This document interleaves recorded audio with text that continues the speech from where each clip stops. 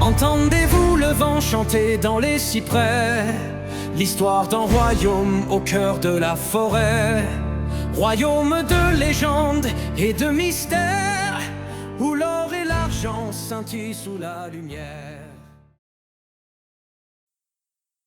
Salut les jeunes et les moins jeunes comme moi, vous allez bien?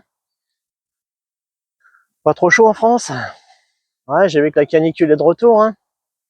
Ouais, je sais, on était en France il y a 2 semaines et on se tapait des 39-40 aussi, donc je sais ce que c'est. Bon, on a bien fait de partir fin juin en vacances parce qu'ici il a plus 2 semaines, donc nous on a eu 2 semaines à 35, 37, 39 en Bourgogne, c'était sympa. Et du coup, ben, vous voyez, on a ramené le soleil au Canada, au Québec. Vous voyez, cette semaine, ça fait 2 semaines là qu'on est rentré, 2 semaines qui fait pareil, 27, 29, 30. Bon, c'est pas 40, hein. C'est supportable pour nous. Et ce qui est sûr en tout cas, c'est que de ce temps-là, on n'a qu'une envie, c'est de se jeter à l'eau. Jolie la transition, hein. Pourquoi? Parce qu'aujourd'hui, je vais vous parler d'eau. Bah oui, vous avez vu le titre, hein. On parle des chutes et cascades de Québec. Chouette, on va voir la chute Montmorency. Ah oui, mais non. Bah non, c'est trop facile. La chute Montmorency, c'est la chute de Québec, d'accord. Bon, promis, je vous la montrerai une autre fois. Mais là, pour l'instant, je vais vous montrer des trucs que les touristes ne voient pas. Parce que quand on est touriste, il y a un truc à voir à Québec, c'est la chute Montmorency. En plus du château Frontenac, bien sûr. Ils font les fous, les bébés. Donc non, moi, ce que je vais vous montrer, c'est les trucs que les touristes voient pas. Pourquoi? Parce que moi, je suis résident à Québec. Donc, je vous montre un peu la vie quotidienne des Québécois, des habitants de Québec et du Québec. Et les Québécois, ils vont pas tous les week-ends à la chute Montmorency, forcément. Hein, c'est comme la Tour Eiffel, on l'a vu une fois, bah c'est bon, on l'a vu, quoi. Hein, surtout que je vous en montrerai une autre fois. Je vous montrerai la chute Montmorency comparée à une autre chute qu'on a vue la semaine dernière. Je vous dis pas laquelle pour l'instant, mais vous verrez. Je vous ferai une autre vidéo, vraiment sur les chutes. Là, aujourd'hui, ce qu'on va voir, c'est plutôt des cascades, on va dire. 2 cascades, 2 chutes, 2 petites chutes, 2 cascades, je sais pas comment on appelle ça, vous verrez, vous appelez ça comme vous voulez. 2 petites chutes qui se trouvent dans Québec, par contre. Ah, j'ai ça dans les yeux, je vois plus rien. 2 chutes, cascades qui se trouvent dans Québec, donc. On fait quoi, 10-15 minutes de voiture. Il y en a une, c'est à Beauport. Et l'autre, c'est la chute Kabir-Kouba. Donc c'est 2 chutes qui sont pas connues des touristes, forcément, parce que ça mérite pas vraiment le détour pour des touristes. Quand on vient au Canada, au Québec, qu'est-ce qu'on fait? On va voir les chutes du Niagara, on va voir la chute Montmorency, le château Frontenac, on va voir le stade olympique de Montréal, enfin, des choses comme ça, le Mont-Royal. Bon, moi aussi, j'ai fait ça il y a 35 ans, je sais. Mais non, là, je vous montre la vie quotidienne, moi, du Québec, de Québec, ma vie à Québec. Et donc, des choses que les touristes ne voient pas. Allez, c'est parti. Bon visionnage. Alors, les amis, la chute Kabir-Kouba, elle se trouve à Wendake. Wendake, c'est le village Huron-Wendat, un peu au nord de Québec. Le parking se trouve donc au 100 boulevard Bastien. Donc là, vous voyez une petite carte, il y a le parking. Donc vous avez 2 solutions, soit vous longez la route, soit vous passez le long de la rivière. Donc ça fait une balade à peu près de 400 mètres. Nous, ce qu'on fait en général, on descend le long de la rivière par un escalier, on longe la rivière et après on revient par la route. Allez les amis, c'est parti, on y va. Donc là, quand je vous dis que ça descend un petit escalier, c'est un euphémisme, hein. C'est quand même assez sportif, hein. C'est pas pour les personnes à mobilité réduite, hein, je vous le dis tout de suite. Là, il vaudra mieux longer la route, hein, aller directement à la chute. Là, en fait, on va longer un petit peu la rivière, hein. C'est toujours la rivière Saint-Charles, qui vient du lac Saint-Charles au nord de Québec et qui descend jusqu'au port de Québec. Alors là, on voit que aujourd'hui, on est début mai là, et vous voyez que c'est assez agité, hein. Il y a du courant, hein.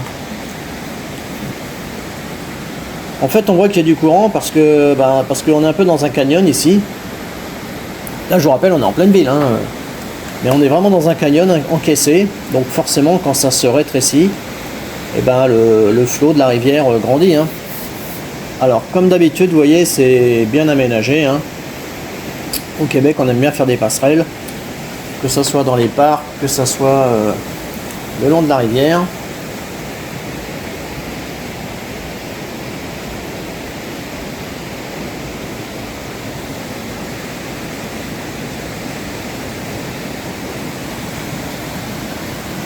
Et quand je vous parle de canyon, c'est assez impressionnant. Hein. Donc ouais, la rivière Saint-Charles, il y a un bon débit. Tout à l'heure, à la fin de la vidéo, en musique, je vous remontrerai, on était venu en avril, début avril, il y a un mois, et il y avait encore la neige. Là, vous avez vu un peu déjà en introduction avec la musique aussi. Il y avait encore la neige, et du coup c'était la fonte des neiges, ça commence, au mois d'avril ça fondait pas mal. Et là, c'était le torrent, quoi, vraiment... Mais même là, on voit bien qu'il y a quand même du débit. Hein. Quand ça se rétrécit, forcément... Et donc, toujours des escaliers. Ouais, donc là, je vous dis, c'est pas pour les personnes à mobilité réduite. Hein. C'est quand même assez physique de descendre, parce que là, forcément, on descend la rivière, mais après, on va remonter. Ouais, vous voyez, là, l'escalier va remonter. Allez, on y va, on remonte. C'est sportif, hein. Donc ouais, il y a quand même pas mal d'escaliers à monter, à descendre. Bon, après c'est que 400 mètres, hein, c'est pas non plus sur une longue distance, mais là c'est vraiment descendre vers la rivière, longer un peu et remonter. Avec toujours un beau débit de la rivière Saint-Charles. Oh, c'est vraiment agréable hein, quand même à se promener ici. Hein. Après je vous dis, est-ce que les touristes ça mérite le détour des bus de touristes? Peut-être pas. Parce que c'est moins spectaculaire que la chute Montmorency, bien sûr. Mais bon, vous allez voir quand même. Ça... Quand on réside ici, quand on habite ici, ben ouais, il faut venir quand même 1 ou 2 fois, quoi. Donc là, on arrive, vous voyez, tous les escaliers. Hein. Là, nous allons arriver au-dessus de la chute, quasiment. Bon, c'est pas encore fini de monter, hein. Donc ça, c'est le nom en Huron-Wendat, je pense, hein, Akia-Wenrak. Et donc là, on est que ce soit par la route ou par les marches qu'on vient de monter, on arrive donc vraiment au niveau de la chute, et là, il faut descendre quelques marches. Et là, il y a une petite plateforme. Une petite plateforme métallique en surplomb de la chute. Enfin, la chute est coupée en deux, en fait. Il y a 2 parties, on va dire. Et ça, donc là, il y a une vue sur vraiment le gros de la chute, on va dire, vraiment la chute Kabir Kouba, c'est ça. Vous voyez, je sais pas si on appelle une chute, une cascade, bon, c'est vous qui voyez. C'est vous qui voyez. Il y en a qui ont essayé. Ils ont eu des problèmes. C'est vous qui voyez. Bon, désolé pour l'imitation. Régis Laspalès, c'est mauvais, je sais. Bon les amis, voilà, c'était la chute Kabir Kouba, donc à Wendake. Maintenant, nous allons, je vais vous montrer la chute de Beauport. Alors, ils appellent ça le parc Grenier. Bon, moi j'appelle ça la chute de Beauport, tout simplement. Allez, bon visionnage. Alors les amis, voilà, vous arrivez ici au parc Grenier. Il n'y a pas trop de pancartes, hein. C'est marqué parc de la rivière Beauport en fait. Et là, vous avez un petit parking. Donc, vous voyez, le pick-up est là. Tout à l'heure, il n'y avait pas de place. J'étais parti me garer dans une rue annexe. Et finalement, le temps d'arriver ici, il y avait 2 places libres. Du coup, je suis retourné chercher la voiture. Là, ce sont des toilettes. En fait, il y a des tables de pique-nique dans ce petit parc. C'est assez sympathique. Vous voyez, là, il y a des tables, les gens viennent pique-niquer. C'est pour ça que ça peut être difficile de trouver une place pour se garer. Donc là, les amis, il y a une carte, hein, donc on peut voir que ben, ça fait une boucle en fait. Vous voyez, là, on est parti en haut à gauche du parking. Soit vous pouvez descendre là directement par les marches, soit nous, ce qu'on fait d'habitude, c'est qu'on prend la petite passerelle au-dessus de la cascade. C'est notre parcours habituel en fait, hein, parce que comme on vient ici pour promener les chiens, on fait une boucle. Donc là, vous voyez, on passe au-dessus de la chute et on va continuer. On va prendre il y a quelques petites marches là. Mais en fait, si vous descendiez les petites marches là-bas, vous arrivez directement en bas de la cascade. Mais nous, quand on vient ici en général, à chaque fois qu'on vient, quand on vient ici, c'est aussi pour promener les chiens, parce que le parcours fait 1 km aller, 1 km retour. Donc nous, on vient là, c'est notre balade du midi en fait, pour sortir les chiens. Comme c'est notre balade pour promener les chiens, bah on en profite pour marcher un peu. On va jusqu'au bout avec les petites passerelles que vous verrez tout à l'heure. Et au retour, on profite de la vision sur la cascade de face. Donc là, il y a un petit chemin. Après, ça sera une petite route goudronnée, mais bon, il n'y a pas de circulation dessus. Hein. C'est vraiment pour la cascade, quoi. Là, il y a un petit chemin qui arrive à un petit belvédère, on va dire. Vous voyez? Et là, normalement, en l'hiver, on a une vue sur la cascade, mais là, j'ai peur qu'avec les feuilles, on voit rien du tout. Si, on voit un petit peu la cascade quand même. Bon, on la verra mieux tout à l'heure. Donc là, nous allons emprunter cette petite, je dis une petite route, oui, c'est vraiment un petit chemin goudronné jusqu'en bas. Alors les amis, hein, c'est un peu comme la chute Kabir Kouba. Ici, on voit bien, hein, on est dans un canyon. Bon, toujours en pleine ville, hein, je vous rappelle également. Un canyon arboré, on a l'impression d'être en pleine forêt, alors que, ouais, on est à quoi? À 200 mètres du parking, à 300 mètres de l'autoroute. Et donc, on suit la rivière qui descend, hein, qui suit le long du canyon. C'est très sympathique, c'est très frais de ce temps-là, hein, quand là, il fait 28 degrés, je pense. Bah, là, on est un petit peu au frais, dans le sous-bois. Non, c'est vraiment magnifique cette balade. Nous, on adore. Hein. C'est vraiment une de nos balades préférées maintenant avec les chiens. Parce que c'est vraiment sympathique de se promener là. Et donc, tout à l'heure, je vous disais, il y a des passerelles. Il y a des passerelles partout au Québec. Hein. C'est super. Et en plus, ici, il y a des petites statues, vous voyez, des sculptures en bois, en fait. Là, ça doit être un kangourou boxeur, je ne sais pas trop. Là, on a un petit renard, un pingouin, un panda. Enfin, il y a quelques petites sculptures comme ça, c'est très sympathique. Et donc, la fin de la passerelle, en fait, c'est la fin de la promenade pour nous, parce que ça fera 1 km. Au bout, il n'y a pas grand-chose. Vous voyez, là, on est sur la carte. Vous êtes ici, au milieu de la carte, là. On est arrivé, donc ça fait à peu près 1 km depuis le parking. Et donc, bah... Après, en fait, le chemin continue en ville, donc c'est pas intéressant pour nous. Surtout que notre voiture est de l'autre côté, donc forcément. Donc, on prend le chemin du retour. Toujours dans ce petit vallon arboré, ensoleillé. Bah, c'est vraiment, je vous dis, on a l'impression d'être en pleine forêt. Alors que nous, on a 10 minutes de voiture par l'autoroute. Et là, on est à quoi? On est à 500 mètres de l'autoroute. Hein. Vraiment, c'est... Mais vous voyez, on n'entend pas un bruit.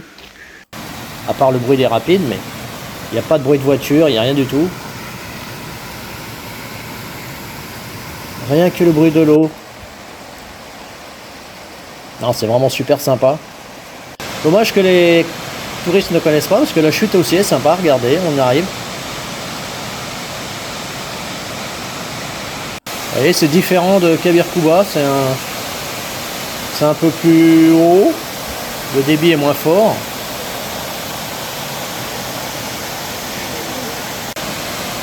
Mais ça fait vraiment quand même une belle chute. Hein. Ça vaut le coup d'œil, je trouve. Mais peut-être pas pour les touristes qui viennent de France, parce qu'ils préfèrent voir la chute Montmorency qui est plus spectaculaire. Mais pour les habitants de Québec, je vous dis, là on joint l'utile à l'agréable, on fait la balade, et en plus on voit une belle chute. Et vous voyez, là c'était au mois d'avril également, je crois. Il y a un peu plus de débit quand même, on voit avec la fonte des neiges. Hein. Là, avec la fonte des neiges, ça coulait bien quand même. Hein.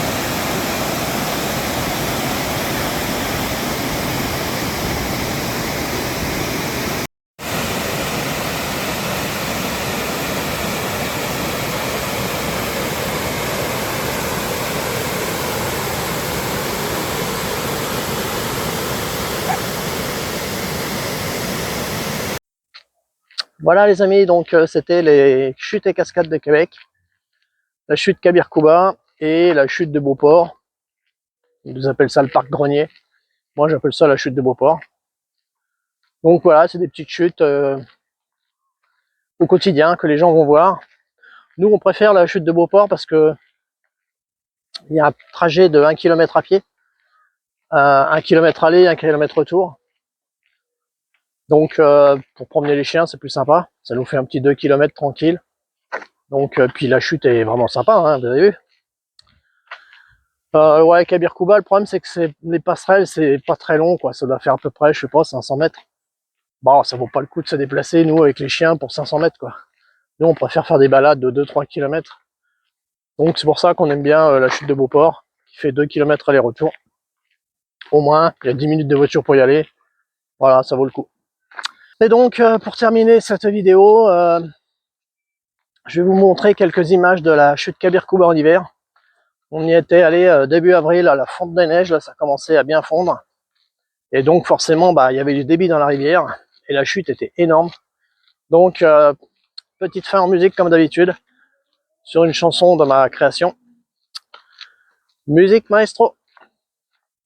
Un jour les hommes blancs sont arrivés, avec leurs armes et leur soif de richesse. L'or, l'argent, les diamants, ils ont cherché, sans apprendre la nature ni la sagesse. Donnacona avec eux voulait commercer, pour récompenser fils, ils ont emmené par-delà l'océan jusqu'à Versailles. Jamais ne sont revenus, quelle représailles.